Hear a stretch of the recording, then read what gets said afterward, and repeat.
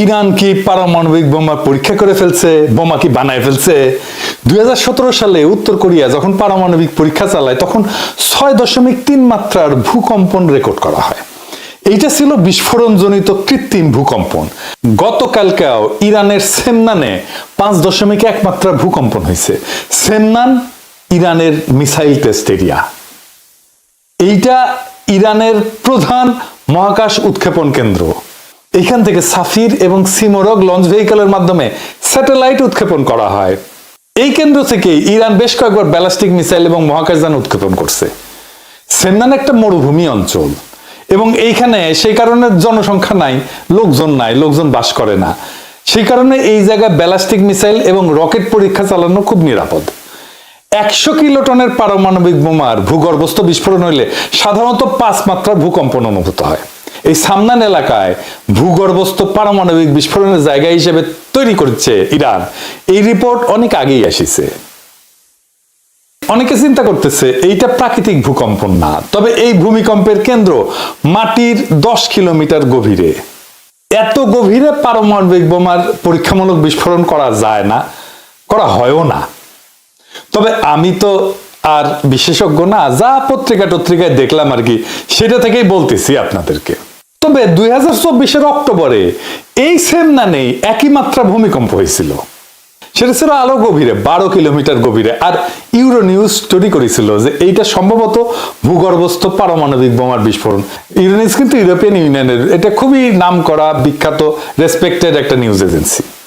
তবে পরে John Hopkins ইউনিভার্সিটির গবেষকেরা এটা নিয়ে আরো বিস্তারিত গবেষণা করছিলেন, করে দেখাইছিলেন যে এই ভূগর্ভস্থ পারমাণবিক বোমার বিস্ফোরণে যে আলাপ হইতেছে সেটা আসলে সত্য না। এখন প্রশ্ন হইতেছে, যাই হোক, এটা হয়তো পারমাণবিক বিস্ফোরণের জন্য ভূমিকম্প হয়নি, সত্যি একটা প্রাকৃতিক ভূমিকম্প হয়েছে। কিন্তু প্রশ্ন হইতেছে যে ইরানের কি আদৌ পারমাণবিক পরীক্ষা করার দরকার আছে? যদি সে পারমাণবিক বোমা বানায়ও ফেলে তাইলে কি পরীক্ষা করাটা জরুরি, করতেই হবে? না, এটার দরকার নাই। সবচেয়ে বড় কথা হচ্ছে, যেহেতু রাশিয়ার সাথে একটা চুক্তি আছে, তাই কোনো টেস্ট না করলেও চলবে তার। কিন্তু আসলে কি ইরান পারমাণবিক বোমা তৈরি করে ফেলছে যেমন অনেকে মনে করতেছে? ইসরায়েল তো বারে বারে কমপ্লেন করতে যাচ্ছে, কিন্তু এটা কি করছে? আসেন এটা একটু বুঝে দেখি। আজ থেকে 1 সপ্তাহ আগে ইসরায়েলের মিডিয়া রিপোর্ট করতেছে ইরান পারমাণবিক বোমা বানানোর আগে যে ক্রিটিক্যাল টেস্টগুলো করতে হয় তা সফলভাবে করে ফেলছে। এই টেস্টগুলো করে ফেলতে পারলে পারমাণবিক বোমা বানায় ফেলা 1 সপ্তাহের কাজ। শুধু ইসরায়েল না, বিবিসিও রিপোর্ট করছিল মাত্র 3 দিন আগে যে মাসখানেক লাগতে পারে ইরাকের একটা পারমাণবিক বোমা তৈরি করতে। এই যে তুলসী গ্যাবার্ড, যে আমেরিকার ন্যাশনাল ইন্টেলিজেন্সের ডিরেক্টর, সে বলছিল যে ইরাকের কাছে এনরিচড ইউরেনিয়াম, মানে পারমাণবিক বোমা বানানোর জন্য ইউরেনিয়ামকে এনরিচ করতে হয়। এইটা স্টক ইরানে মজুদ এত আছে যে পারমাণবিক শক্তিধর দেশের কাছেই শুধু সেই পরিমাণে থাকে। IAEA 1 দশক ব্যাপী একটা অনুসন্ধানের পর একটা তদন্ত রিপোর্টে বলছিল যে ইরান 1980 থেকে 2003 সাল পর্যন্ত এমন কিছু কাজকর্ম করছে তার পারমাণবিক কর্মসূচিতে প্রমাণ পাইছে যা পারমাণবিক বোমা বানাইতেই শুধু করা হয়। 1 বছর আগে, প্রায় 11 মাস থেকে 1 বছর আগে ব্লিংকেন বলছিল যে ইরান 1 থেকে 2 সপ্তাহের মধ্যে পারমাণবিক বোমা বানাইতে পারবে। তার মানে ইরানের পারমাণবিক বোমা বানাইতে পারার সক্ষমতার বিষয়টা এটা দীর্ঘদিন থেকে আলাপের মধ্যে আছে, এবং এই আলাপটা এরকম যে তার 1 সপ্তাহ থেকে 1 মাসের মধ্যে সে বানায় ফেলতে পারে। সেটা আজকের আলাপ না, অনেকদিন আগে থেকে আলাপটা চলতেছে। শুধু বিবিসি না, CNN একই রিপোর্ট করছে। 2023 সালে আন্তর্জাতিক পরমাণু সংস্থা, যেটা বললাম IAEA, হঠাৎ করে জানাই দিল যে ইরানের পরমাণু স্থাপনায় 83.7% মাত্রার সমৃদ্ধ ইউরেনিয়ামের চিহ্ন পাওয়া গেছে। ওরা দেখছে। শুনতে নিরীহ লাগলেও এটাই সেই মাত্রা যেটাকে একেবারে বোমার দোরগোড়ায় পৌঁছে যাওয়া বলা হয়। আর ওইদিকে 60% মাত্রা সমৃদ্ধ ইউরেনিয়ামের মজুদ তখন ছিল 128.3 কিলোগ্রাম। প্রচুর। ইতিহাসে প্রথমবার এই পরিমাণ। এখানে শেষ না, পরের বছর আমেরিকা সরাসরি বলেই দিল যে ইরানের ব্রেকআউট টাইম, মানে বোমা বানানোর জন্য যতটুকু সময় লাগে, সেটা কমে এখন মাত্র 1 থেকে 2 সপ্তাহ হয়েছে। 1 থেকে 2 সপ্তাহ ভাই, যেন বাজার থেকে সবজি কিনে না ঝোল রাঁধার সময়। IAEA এর একটা সদ্য রিপোর্ট বলছে যে 60% মাত্রার সমৃদ্ধ ইউরেনিয়াম এখন ইরানের কাছে আছে প্রায় 408 কিলোগ্রাম। হিসাব করে বলছে যদি এইটুকু ইউরেনিয়াম আরেকটু ঠেলে আরেকটু সমৃদ্ধ করে ফেলা যায় তাহলে এটা দিয়ে ইরান চাইলে একেবারে 9 থেকে 10টা বোমা বানায় ফেলতে পারে। মানে পুরা মধ্যপ্রাচ্যের রাজনীতির ঘড়িতে এখন একটা টাইমার সেট করা হয়েছে, ঘড়ির কাঁটা এখন টিক টিক করতেছে, তখন তেহরান ধীরে ধীরে বলতেছে বুম বুম বুম। কিন্তু এর মধ্যে একটা নিউজ আসছে যে ইরান একটা ইমপ্লোশন টেস্ট করে ফেলছে। কি সেটা? এটা একটু বুঝে দেখি। পরমাণু বোমার কার্যকারিতা যাচাইয়ের জন্য এটা একটা গুরুত্বপূর্ণ ধাপ। এর মাধ্যমে দেখা হয় বিস্ফোরকগুলা সঠিকভাবে একসাথে ফাটতেছে কিনা। অনেকগুলো বোমা একসাথে ফাটতে হয়, ফাটার পরে মাঝখানের কোর যেটা কেন্দ্র, ওই জায়গায় চাপ পড়ে, তারপরে পারমাণবিক বিস্ফোরণ শুরু হয়। এই সবগুলো একসাথে ফাটতেছে কিনা এই টেস্টটা করাটা খুব ক্রিটিক্যাল কথা। এই টেস্টটা করা খুবই গুরুত্বপূর্ণ। অনেক সময় এটা সাব ক্রিটিক্যাল টেস্ট হিসেবে করা হয়, মানে এমন ভাবে করা হয় যেন চূড়ান্ত নিউক্লিয়ার বিস্ফোরণ না ঘটে কিন্তু সংকোচনের সফলতা যাচাই করা হয়। এটা মানে এটা কি বুঝে দেখি, বিস্ফোরণ হলে ছুটে যায় চারিদিকে, তাই না? এটা হচ্ছে এক্সপ্লোশন। আর ইমপ্লোশন মানে হচ্ছে বাইরে থেকে ভিতর দিকে ঢুকে আসে। এভাবেই আসলে পারমাণবিক বোমা ফাটে। প্রথমে বাইরে থেকে একটা বিস্ফোরণ হয় যেটা ভিতর দিকে আসে, আর ভিতরে কোরে থাকে পারমাণবিক বোমা, সেটাকে ফাটায় দেয়। প্লুটোনিয়াম ভিত্তিক যে বোমা, এইটার জন্য এই ইমপ্লোশন টেস্টটা গুরুত্বপূর্ণ। এই ইমপ্লোশন টেস্টটা করে ফেলছে ইরান। হিরোশিমায় যে বোমাটা পড়ছিল ওইটা প্লুটোনিয়াম বোমা ছিল না, কিন্তু নাগাসাকিতে এটা প্লুটোনিয়াম বোমা ছিল। এই টেস্টটা গোপনেই করে দেশগুলা, কারণ পূর্ণমাত্রা পরমাণু বিস্ফোরণ আন্তর্জাতিক নজরদারিতে পড়ে। ইমপ্লোশন টেস্ট করতে পারলে বোঝা যায় একটা দেশ পরমাণু বোমা বানানোর চূড়ান্ত ধাপের কাছাকাছি চলে আসছে, এমনকি বোমা ফাটানো ছাড়াই। আর এই ইমপ্লোশন টেস্ট হইতেছে পরমাণু বোমার মেকানিজমের হৃৎপিণ্ডে ঢোকার শেষ রিহার্সেল। এটা যেন সেই মুহূর্ত যখন শেষবার একজন অস্ত্রের ট্রিগার চেক করে নেয়। ইরান, উত্তর কোরিয়া বা অন্য কোনো রাষ্ট্র যদি এটা সফলভাবে করে, তাহলে ধরে নিতে হবে ঘড়ির কাঁটা এখন আর ঘোরে না, এখন বাজে। ইরানে ইসরায়েল আক্রমণ করলে সে তার পারমাণবিক বোমা বানানোর কর্মসূচিকে ত্বরান্বিত করবে, এটা অনুমান করছিল সকলেই। সম্ভবত ইরান এই কাজটা করে ফেলছে। তাই এখন ট্রাম্পও বলতেছে আমাদের গোয়েন্দারা যে রিপোর্ট দিছে ইরান পারমাণবিক বোমা বানাইতেছে না, এটা ভুল। ট্রাম্প কইছে যে 2 সপ্তাহ টাইম চাই, তারপরে সিদ্ধান্ত নিব ইরানে অ্যাটাক করব কিনা। আমেরিকার বাংকার ব্লাস্টার বোমা আছে, যে বোমা যেটা মাটির নিচে থাকা ভূগর্ভস্থ বাংকার বা স্থাপনা ধ্বংস করতে পারে। ইরানের পারমাণবিক স্থাপনাগুলো সব মাটির নিচে, তবে ইরানের পারমাণবিক স্থাপনা এত গভীরে যে আমেরিকার বোমা সেই পর্যন্ত পৌঁছাবে না, বাংকার ব্লাস্টার আনুক আর যাই আনুক। এখন প্রশ্ন হইতেছে ইরানে কি আমেরিকা আক্রমণ করবে? ট্রাম্প তো সিকিউর পারিচ্ছে। অনেকে মনে করতেছে ইরানকে হুতায় দেবে আমেরিকা আর ইসরায়েল একসাথে। আমার অনুমান এটা পারবে না। ইরান সম্ভবত বানায় ফেলছে পারমাণবিক বোমা। আমেরিকান আক্রমণ হলে ইরান তার সর্বশক্তি প্রয়োগ করে পাল্টা আক্রমণ করবে, আর সেটা হইতে পারে পারমাণবিক বোমা তৈরি হয়ে থাকলে সেটার ব্যবহার করা। ইরানের একরোখা সাহসী অবস্থান দেখতেছেন না? এই প্রস্তুতির কারণেই সম্ভবত এই সাহসী অবস্থান আমরা দেখতে পাইতেছি। আজকের প্রশ্নটা শুধু ইরানের না, এটা গোটা দুনিয়ার সব নির্যাতিত, শোষিত, অবরুদ্ধ জাতির। ইরান হয়তো পরমাণু বোমার শেষ পরীক্ষায় পৌঁছে গেছে, বা হয়তো না, কিন্তু ইরান যা নিশ্চিতভাবে অর্জন করে ফেলছে তা হলো আত্মমর্যাদার পরমাণু স্তম্ভ। যে দুনিয়ায় গণতন্ত্র আর মানবাধিকার নামের শব্দগুলোকে অস্ত্র বানায় সাম্রাজ্যবাদের ট্যাঙ্কে চাপায় দেওয়া হয়, যেখানে ইরান দাঁড়ায় আছে অধিকার আর প্রতিরোধের এক বিকল্প ব্যাখ্যা হইয়া। এই প্রতিরোধ শুধু ইসরায়েলের বিরুদ্ধে না, এই প্রতিরোধ সেই সাম্রাজ্যবাদের বিরুদ্ধে যেটা জাতিসংঘকে নিজের ঘরের চাকর বানায় রাখে, আর IAEA এর রিপোর্টটাকে নিজের মিসাইলের সময়সূচি হিসেবে ব্যবহার করে। ইরান যদি সত্যি সত্যি পারমাণবিক বোমা বানায় থাকে, তাইলে সেটা গোটা দুনিয়াকে ধ্বংস করার জন্য না, বরং নিজেদের ধ্বংস হওয়া থেকে বাঁচানোর জন্য। এটা ধ্বংসের প্রতিশোধ না, অস্তিত্বের প্রতিরক্ষা। অনেকে বলতেছেন আমেরিকা হামলা করবে, ইরান শেষ হয়ে যাবে।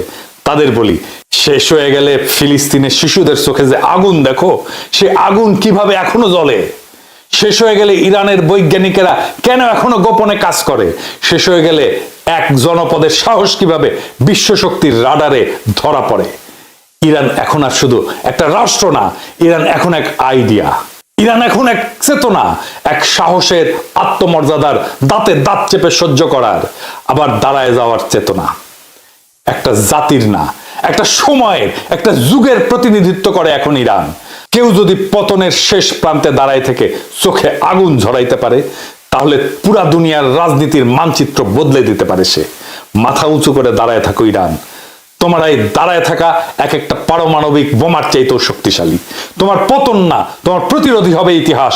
আর সেই ইতিহাস লেখা থাকবে একটা জাতি যখন আত্মমর্যাদাকে জড়ায় ধরে, তখন দুনিয়ার সব মিসাইলও তার কণ্ঠ রোধ করতে পারে না।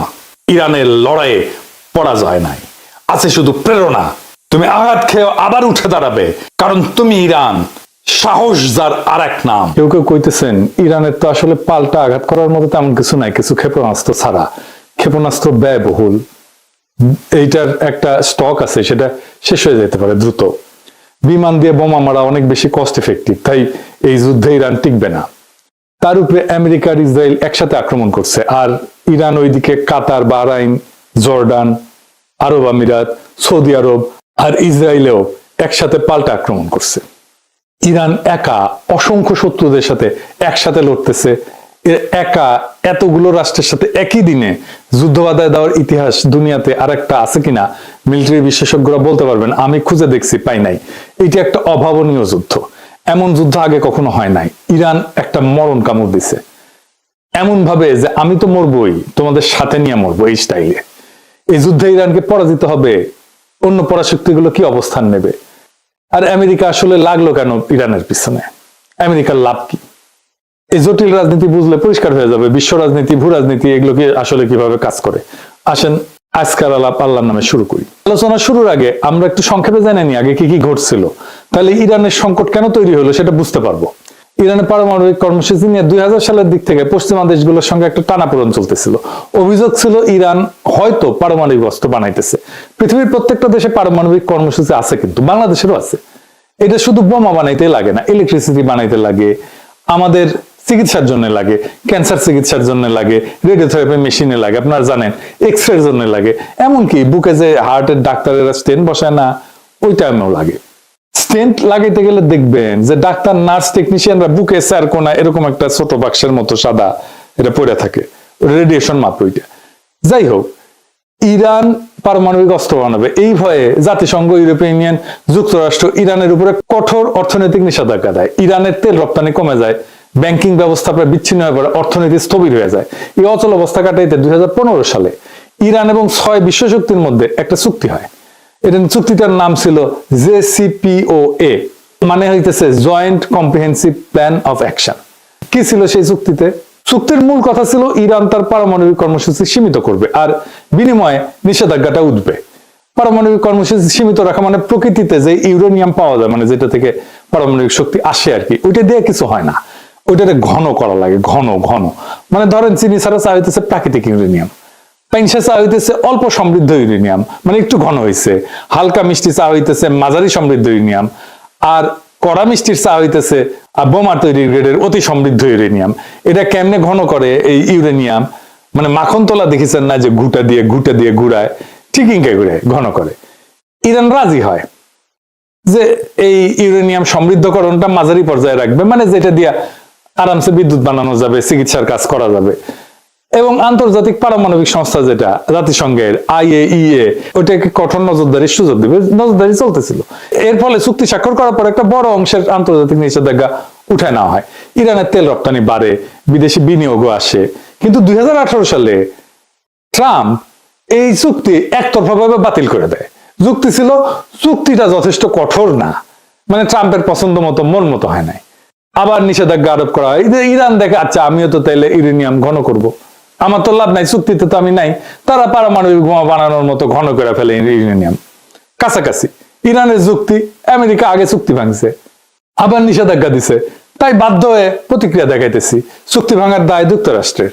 এখন যুক্তরাষ্ট্র কি চায়? 1 নাম্বার, ইরান যেন ইউরেনিয়াম আর সমৃদ্ধ নামার করে, মানে ঘন না করে।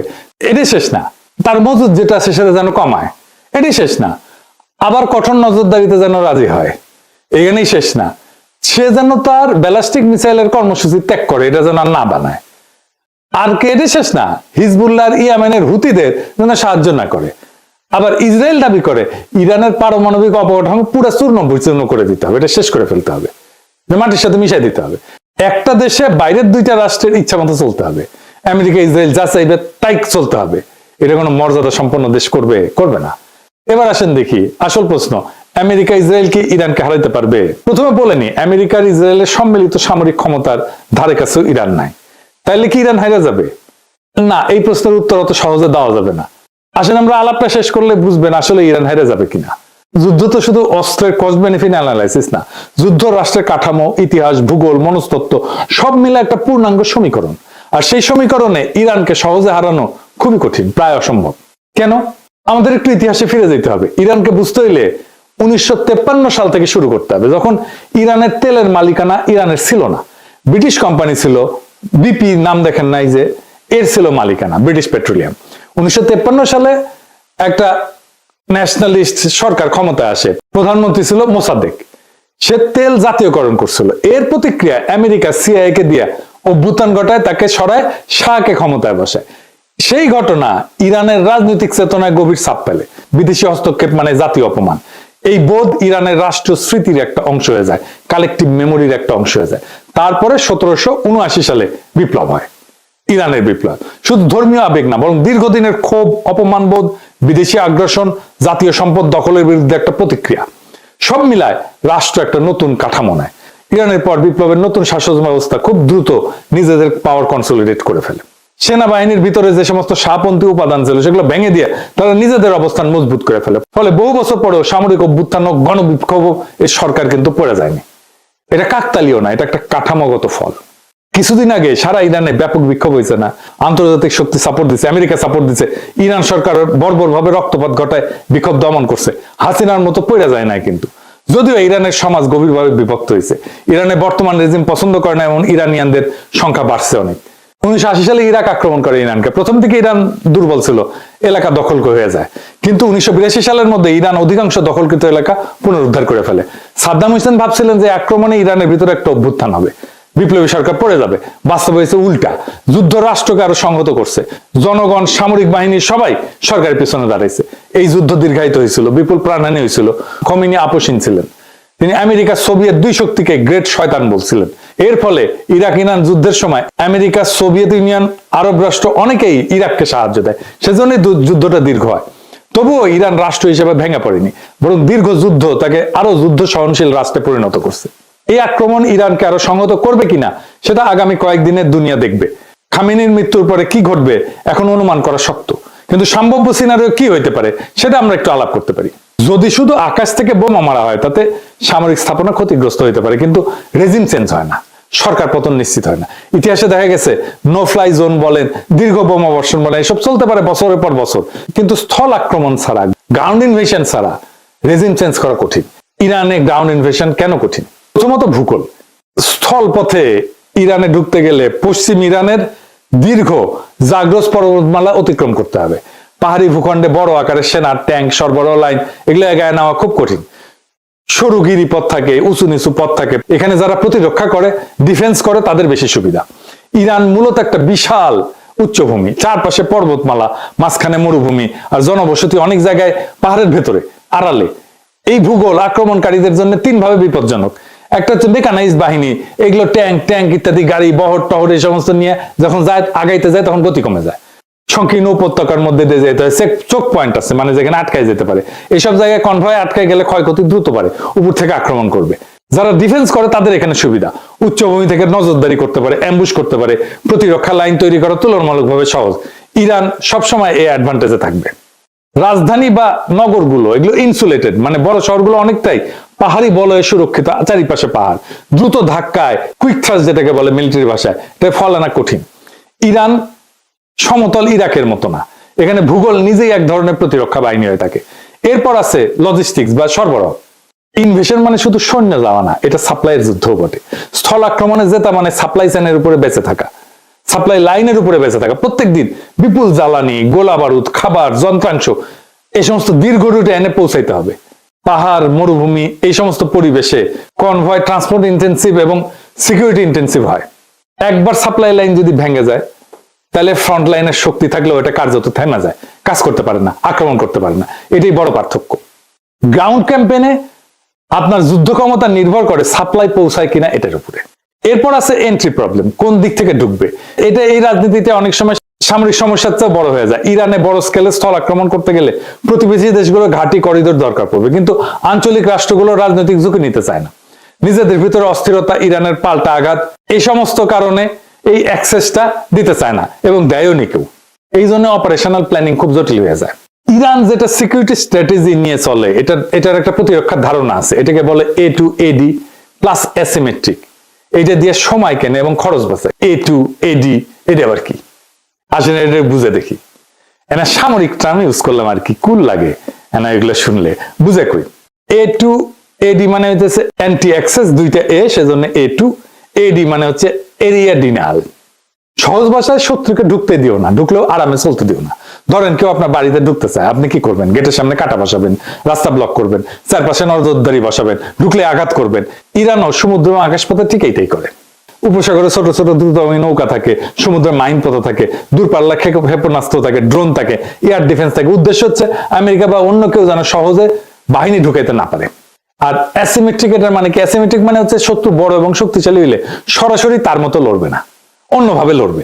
ইরান জানে যুক্তরাষ্ট্র প্রযুক্তি, বিমান, জাহাজে অনেক আগায়, তাই ইরান সরাসরি ট্যাঙ্ক বনাম ট্যাঙ্ক যুদ্ধ করতে যাবে না, বরং ছোট ছোট ছোট ছোট আঘাত, ড্রোন হামলা, প্রক্সি বাহিনী ব্যবহার করে মিসাইল ছড়ে দূর থেকে চাপ সৃষ্টি করবে, সাইবার হামলা করবে। এইভাবে বড় শক্তিকে ধীরে ধীরে ক্লান্ত করে ফেলবে। আর সময় কেনা মানে কি? ইরান জানে যে সে হয়তো দ্রুত যুদ্ধে জিতবে না, কিন্তু সে যুদ্ধ লম্বা করতে পারে। যুদ্ধ যত লম্বা হবে আমেরিকার খরচ বাড়বে, রাজনৈতিক চাপ বাড়বে, আন্তর্জাতিক সমর্থন কমতে পারে, জ্বালানির বাজার অস্থির হয়ে যাবে। অর্থাৎ ইরানের কৌশল হইতেছে দ্রুত হারবো না, যুদ্ধকে এমন ব্যয়বহুল বানাবো যাতে শত্রুই ক্লান্ত হইয়া যায়। আর খরচ বাড়ানো মানে শুধু টাকা পয়সা খরচ না, খরচ বলতে অর্থনৈতিক খরচ তো আছেই, তার সাথে সামরিক ক্ষয়ক্ষতি, রাজনৈতিক ক্ষতি, আন্তর্জাতিক চাপ। ইরান চেষ্টা করে যেন প্রতিপক্ষ ভাবে এই যুদ্ধে ঢুকলে লাভের চেয়ে ক্ষতি বেশি। এটাকে বলা হয় ডিটারেন্স। মানে এর জন্য শত্রুপক্ষ দূরে থাকবে, আক্রমণ করার আগে 10 বার ভাববে। এরপর আছে টেক দ্য সিটি সমস্যা, মানে শহর দখল করে ফেলে হারায় দেওয়া। এটা কিরকম, এটা একটু বুঝে দেখে, এটা মজার বিষয়। ইরানের জনসংখ্যা বড় এবং অনেক, 31টা প্রদেশ আর 1,500 শহর। বড় শহরে 30টা, তারও বেশি। বড় শহরে ঢুকলে যুদ্ধ বদলায় যায়, কিন্তু ট্যাঙ্ক, আর্টিলারি অ্যাডভান্টেজ কমে যায়, স্নাইপার গুরুত্বপূর্ণ হয়ে যায়, তারপরে মাইন টাইন, ছোট ইউনিটের প্রতিরোধ, এই সমস্ত বাড়ে। বেসামরিক ক্ষয়ক্ষতি, দ্রুত রাজনৈতিক সংকট তৈরি করে ফেলে। এরকম শহর দখলে পর্যায়ে গেলে এটা রাজনৈতিক সমস্যা শুরু হয়ে যায়। রাশিয়ায় এক স্ট্যালিনগ্রাদ শহরকে কবজা করতে পারে না হিটলার, লেজ গুটায় পালাইতে হয়েছিল। ইউক্রেনের শহর হইতেছে 450-র মতো, রাশিয়া মাত্র 6-7টা দখল করতে পারছে এই 4 বছরের যুদ্ধে। এই জন্য আমেরিকা বড় আকারের যুদ্ধ দীর্ঘদিন চালাতে পারবে না। কেন? এটা আমার কথা না, ওয়াশিংটন পোস্টে আমেরিকান জেনারেলরা বলছে যুক্তরাষ্ট্রের কাছে এখন পর্যাপ্ত গোলা বারুদ, রকেট, ইন্টারসেপ্টর এগুলো নাই, যা বড় আকারে দীর্ঘ সময় যুদ্ধ চালাইতে পারে। এবং অনেক মধ্যপ্রাচ্যের দেশও তাদের ঘাঁটিগুলো যুদ্ধের কাজে দিতে রাজি না। এটা বড় ধরনের সামরিক অভিযানের জন্য একটা বড় বাধা, ওয়াশিংটন পোস্টের জেনারেলরা বলছে, আমেরিকান জেনারেলরা। আর 2 নম্বরে দিচ্ছে রাজধানী পতন মানে রাষ্ট্রের পতন না। তেহরান দখল হইলেও সরকার পূর্বাঞ্চলে সরে যায়, যুদ্ধ চালাইতে পারে। ইতিহাসে বহুবার দেখা গেছে রাজধানী হারা রাষ্ট্র লড়াই চালায় গেছে। মস্কোতেই তাই হয়েছে, নেপোলিয়ান গেছে, মস্কো দখল করছে, ওরা চলে গেছে দূরে, পরে আবার ফিরে আসছে। এবং নেপোলিয়ান ওই রাশিয়ার যুদ্ধে হারছিল, কিছুই করেনি, শুধু বসেছিল রাশিয়ান সোলজাররা। যাই হোক, তৃতীয়ত রাজনৈতিক মনস্তত্ত্ব, বাইরে থেকে হামলা হলে সরকার এটাকে বিদেশি আগ্রাসন হিসেবে তুলে ধরতে পারে, জাতীয়তাবাদী ঐক্য তৈরি করতে পারে। যে জনগোষ্ঠী সরকারের সমালোচক তারাও অনেক সময় দেশের প্রশ্নে একসাথে দাঁড়ায় যায়। দেখেন ইরানে বোমা মারতেছে, যুদ্ধ শুরু হইতেছে, জন্য ইরানিরা খুশি যে তারা জবাব দিতে পারে। চতুর্থত আমেরিকার নিজস্ব রাজনৈতিক বাস্তবতা, বড় আকারের স্থলযুদ্ধ মানে বিপুল খরচ, দীর্ঘ সময় আভ্যন্তরীণ রাজনৈতিক চাপ। শুধু নৌ এবং বিমান শক্তি দিয়ে সীমিত হামলা চালানো তুলনামূলকভাবে সহজ, কিন্তু স্থল বাহিনী মোতায়েন করা একটা ভিন্ন মাত্রার সিদ্ধান্ত। আর একটা দিকে হচ্ছে এয়ার স্ট্রাইকও কিন্তু সস্তা না। আধুনিক জেট বিমানে প্রত্যেক ঘন্টার ফ্লাইং খরচ, নির্ভুল অস্ত্রের মূল্য সব মিলায় দীর্ঘমেয়াদী বোমাবর্ষণও কিন্তু খুব ব্যয়বহুল। যদি দ্রুত রাজনৈতিক ফল না আসে, তাতে আক্রমণকারী পক্ষের আগ্রহ কমে যেতে পারে। ইয়েমেনে হুতিদের উপরে দীর্ঘ বোমা বর্ষণ করছে আমেরিকায়, তা হুতিরা আত্মসমর্পণ করছে? করে নাই। সব মিলায় সমীকরণটা এরকম যে ইরানের সামরিক সক্ষমতা হয়তো সীমাহীন না, ক্ষেপণাস্ত্রের মজুদ সীমিত, কিন্তু যুদ্ধে জেতা মানে শুধু প্রতিপক্ষের অস্ত্র শেষ হওয়া না, রাষ্ট্র ভাঙতে হইলে ভেতরের কাঠামো ভাঙতে হয়। আর ইরান বিপ্লব পরবর্তী 4 দশকে নিজেদের এমন ভাবে গড়ে তুলছে যে বাইরের আঘাত তাকে দুর্বল না করে এরকম সময় তাকে আরো সংহত করতে পারে। সুতরাং বর্তমান যৌথ হামলা ইরানকে ক্ষতিগ্রস্ত করতে পারে, কিন্তু শুধু আকাশ যুদ্ধ দিয়ে ইরানের সরকারকে সরানো, রাষ্ট্র কাঠামো ভেঙে ফেলা তা সহজ বা নিশ্চিত না। এরপরে ইরানের হাতে আছে দুইটা স্ট্র্যাটেজিক অ্যাসেট। কি সেটা? এইটা পারমাণবিক বোমার চাইতে শক্তিশালী। একটা হইতেছে হরমুজ প্রণালী, 20 মিলিয়ন ব্যারেল তেল যায় প্রত্যেক দিন এটা দিয়া। 8টা দেশের তেল যায় সারা দুনিয়ায়, ইরান, ইরাক, ওমান, আমিরাত, সৌদি আরব, বাহরাইন, কাতার, সারা দুনিয়ার 20 থেকে 25% তেল এই ছোট্ট সাগর পথ দিয়ে যায়। এইটা ইরানের নিয়ন্ত্রণে।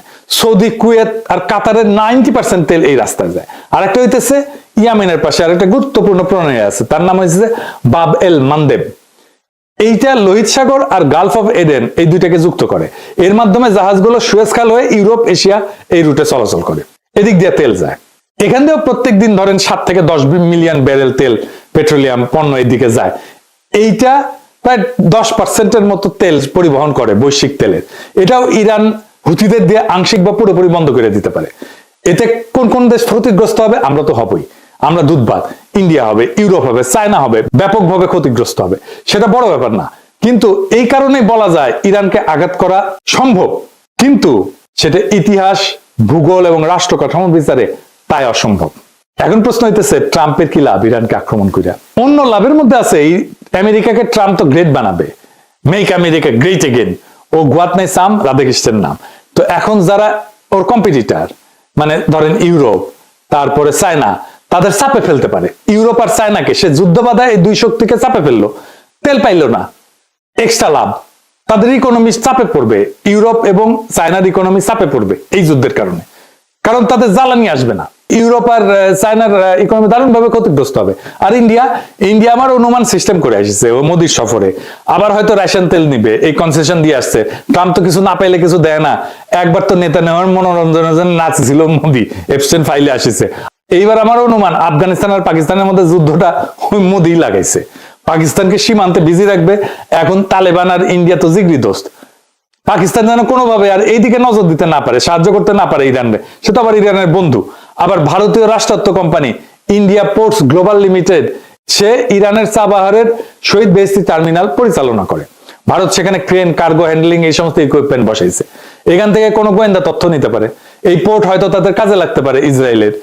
ইরানের এই পোর্ট ম্যানেজমেন্টের দায়িত্ব তো উচিত হয় না দেওয়া ইন্ডিয়ারে, ইরানের। ওরা তো সবার বেশি বুঝে।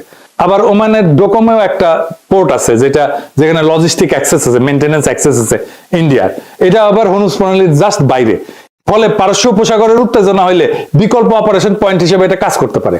হয়তো ইন্ডিয়া এই পোর্টগুলো থেকে কোনো সাহায্য দিবে ইসরায়েলকে, আমেরিকাকে, হইতে পারে গোয়েন্দা তথ্য বা লজিস্টিক্স। ইরান হয়তো সামরিক দিক থেকে দুর্বল, কিন্তু ইরান কোনো ফাঁকা মরুভূমি রাষ্ট্র না। 1953 সালের অপমান, 1979 সালের বিপ্লব, 8 বছরের যুদ্ধ এই রাষ্ট্রের ডিএনএতে বেঁচে থাকার রাজনীতি বসে আছে। খামেনি নিহত হয়েছে, তাহলে হয়তো নেতৃত্ব বদলাবে, কিন্তু রাষ্ট্র কি ভেঙে পড়বে? ইতিহাস বলে খুব সহজ না। যদি শুধু আকাশ হামলা হয় অবকাঠামো ক্ষতিগ্রস্ত হবে, কিন্তু রেজিম চেঞ্জ এটা স্থল আক্রমণ ছাড়া প্রায় অসম্ভব। ইরান হয়তো দুর্বল, কিন্তু কোন ঠাসা রাষ্ট্র সবচেয়ে বিপজ্জনক হয়? এই যুদ্ধের ফল নির্ভর করবে কে বেশি শক্তিশালী তার উপরে না, বরং কে বেশি সময় ধরে টিকতে পারবে তার উপরে। আর বিশ্ব রাজনীতি আজ আবার প্রমাণ করছে ভূ রাজনীতি মানে মানচিত্রের রেখা না।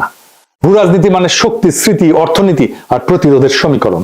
আসন্ন দিনগুলো নির্ধারণ করবে এটা কি একটা সীমিত সামরিক অভিযান নাকি নতুন এক বৈশ্বিক অস্থিরতার সূচনা। আল্লাহ আমাদেরকে সবাইকে হেফাজত করুন। এই রক্তক্ষয়ী যুদ্ধ বন্ধ হোক।